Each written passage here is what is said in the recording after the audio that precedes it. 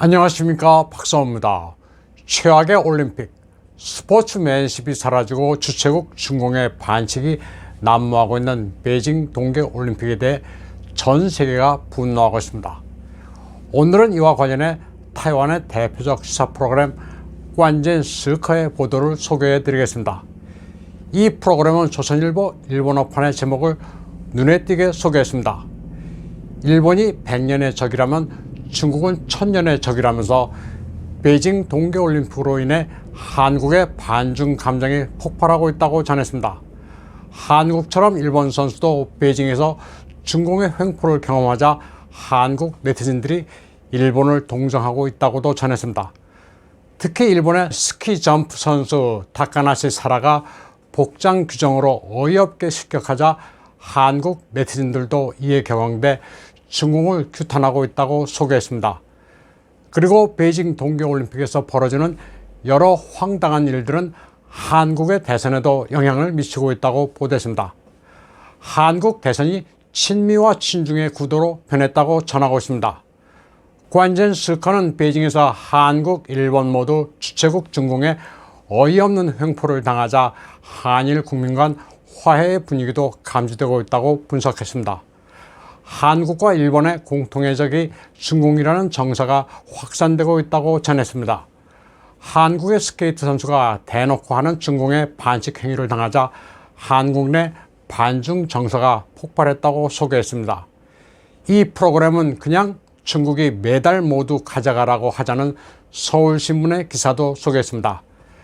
그냥 중국이 메달 모두 가져가라고 하자는 제목의 기사는 똑같은 문장이 10번 반복되어 있는데 기사를 작성한 기자가 얼마나 분노했는지 그대로 드러나고 있다고 전했습니다. 서울신문은 이 기사를 인터넷에서 삭제하긴 했는데 노출된 짧은 시간 동안 4만 개의 좋아요, 3천 개의 댓글이 달렸다고 소개했습니다.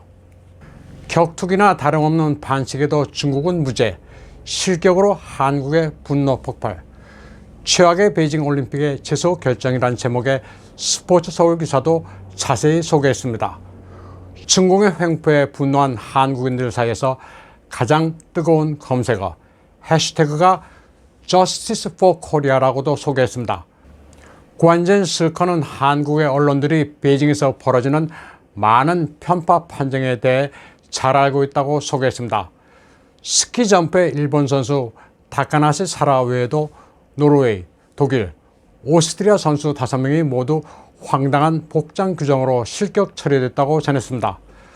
1000m 스피드 스케이팅에서 한국 선수 2명에 대한 부당 판정, 500m 스피드 스케이팅에서 캐나다 선수가 장애물에 걸려 넘어진 일, 미국 피겨 스케이트 팀의 중국계 선수 빈센트 저우가 은메달 획득 이후 코로나 양성 판정을 받아 금메달 도전이 좌절돼 결국 중공 선수가 금메달을 차지한 사태 등등으로 전 세계가 중공에 경악했다고 전했습니다.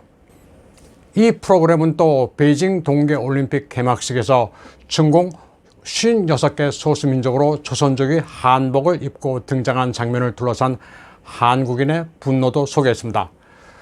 문체부 장관이 스탠드에 앉아 있었으면서도 한마디 항의조차 안 한 데 대해 한국인들의 분노가 폭발했다고도 전했습니다. 대선을 앞두고 반중 정서가 급격히 높아지자 후보들도 한국 문화를 보호해야 한다는 메시지를 냈다고 소개했습니다.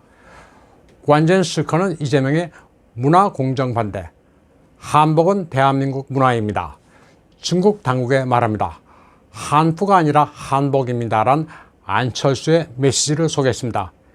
이 프로그램은 친중인 문재인도 반중 정서를 거스르기 힘들다면서 유관 부문이 논쟁을 관심 있게 지켜보고 있다는 연합뉴스 기사를 간략하게 소개했습니다. 관젠 스커는 윤석열 진영의 움직임도 전했습니다. 6월 8일 Foreign Affairs 잡지의 후보 진영에서 기고한 South Korea needs to step up. Seoul must embrace a more expansive role in Asia and beyond란 문장을 소개했습니다. 문재인 정부가 미국을 멀리하면서 중국에 경도돼 있다면서 자유민주주의의 가치를 수호해야 한다는 게 윤석열 후보 진영의 스탠스라고 전했습니다. 베이징 동계올림픽은 한국의 대선을 친미, 친중 구도로 바꾸면서 결국 동아시아의 안보에도 관건이나 다름없는 영향을 미칠 것으로 분석된다고 관젠 슬커는 전했습니다. 친미와 친중 후보 간 5차 범위의 각축전이 베이징 동계올림픽으로 판세가 급변했다고 분석했습니다. 한국 내 반중 민족 정서가 분출하면서 여당이 못 견딜 정도가 됐다고 보도했습니다. 그러면서 이재명 후보가 스트레스가 커서 노무현의 묘에 달려가 울었다고 전했습니다. 관젠 스커는 또 편파 판정으로 한국의 젊은 층 사이에서 반중 정서가 폭발하고 있다고 보도했습니다. 인터넷에서는 한국인이 중국인에게 사용하는 멸칭도 자주 등장하고 있다고 소개했습니다. 젊은 층의 반중 정서로 인해 윤석열 후보가 18세에서 29세 유권자 사이에서 절반 이상의 지지를 얻게 됐다고 보도했습니다. 과거 20년 동안 이 연령층이 대선 승부의 지표였는데 윤석열 후보가 53%, 이재명 후보가 25%의 지지율을 보였다는 여론조사 결과를 소개했습니다. 연초에 있었던 토론회 직후 윤석열은 37.2%의 지지율로 2% 앞섰지만 이제 그 차이가 더 크게 벌어졌다고 말했습니다. 다음 소식입니다.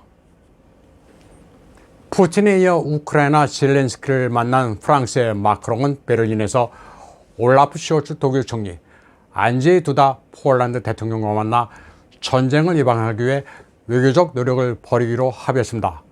세 정상은 러시아가 우크라이나를 공격하는 상황은 유럽 전체에 재앙을 미친다면서 전쟁을 방지하는 게 최우선이라고 말했습니다. 안제이 두다 폴란드 대통령은 1989년 베를린 장벽 붕괴 이후 유럽이 가장 어려운 시기에 처해 있다고 말했습니다. 마크롱 프랑스 대통령은 전쟁 방지가 최우선이라면서 유럽과 동맹의 단합을 지켜야 한다고 말했습니다. 올라프 숄츠 독일 총리 역시 평화가 우선시돼야 한다면서 유럽이 통일된 행동을 보여야 한다고 역설했습니다. 유럽연합의 중추인 독일과 프랑스는 전쟁을 원치 않고 있습니다. 역사적으로 독일과 소련 사이에서 전쟁터가 됐던 폴란드 역시 전쟁만큼은 피해야 한다는 입장입니다. 표면적으로 러시아에 맞서고 있는 나토의 균열은 상당히 심각합니다. 특히 중부 유럽의 헝가리는 노골적으로 친러 스탠스를 보이고 있습니다. 빅토르 오르반 헝가리 총리는 진작에 푸틴과 양자 회담을 갖고 러시아산 천연가스를 저렴한 가격에 도입해 에너지 안정을 도모하겠다고 밝혔습니다. 현재 나토에서는 미국과 영국, 그리고 과거 소련의 핍박을 받았던 발틱 3국만이 강경한 입장입니다. 대부분의 회원국들은 나토 회원국도 아닌 우크라이나를 지키기 위해 러시아와 극한 대립을 하는 방침을 꺼리고 있습니다. 특히 헝가리는 우크라이나가 나토의 사이버 디펜스 센터에 진입하는 것도 반대했다고 우크라이나의 유로마이단 프레스지가 보도했습니다. 한편 일본의 ANN도 전국을 찌르는 푸틴의 수, 침공은 하나 안 하나란 리포트를 통해 푸틴의 저희는 20년 동안 꿈꿔온 나토 해체라고 분석했습니다. 성공적으로 나토를 흔들고 있다고 보도했습니다. ANN 모스크바 특파원은 시중에서 판매하는 푸틴 대통령 얼굴과 나토 with love란 문구가 그려진 티셔츠를 보여주면서 푸틴이 이번에 나토에 제대로 실력 과시를 했다고 평가했습니다. 오늘 방송은 여기까지 하겠습니다. 시청해주신 여러분 감사합니다.